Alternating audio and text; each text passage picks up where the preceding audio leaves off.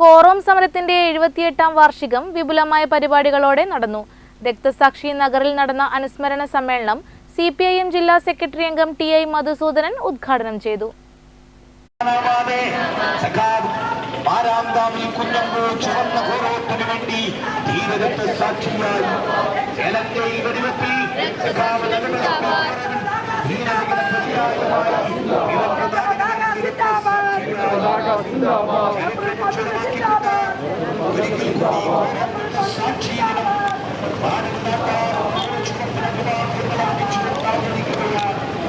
കോറോം സമരത്തിന്റെ 78ാം വാർഷികാചരണം നടന്നു.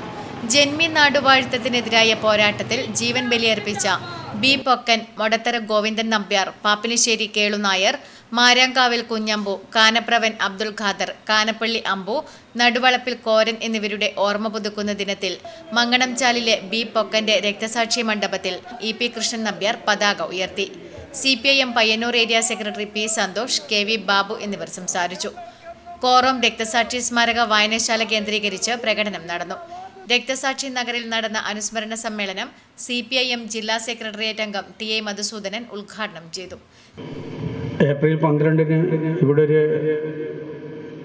വെടിവെപ്പ് നടക്കുമ്പോൾ സാമൂഹ്യമായി അടിച്ചമർത്തപ്പെട്ടിട്ടുള്ള ഒരു ജനവിഭാഗത്തിൻ്റെ തലയെടുപ്പുള്ള പ്രതിനിധിയാണ്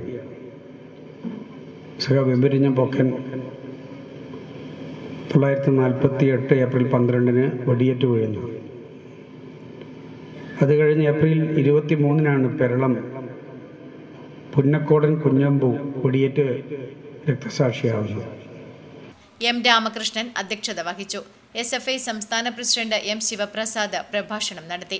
P. Santhosh, A. Pradeepan, Sarin Sasi, V. Balan, C. Krishnan, V. Narayanan, KV Lalitha, KK Gangadharan, M. Raghavan, P. Gangadharan തുടങ്ങിയവർ സംസാരിച്ചു. Network news, Payyanur.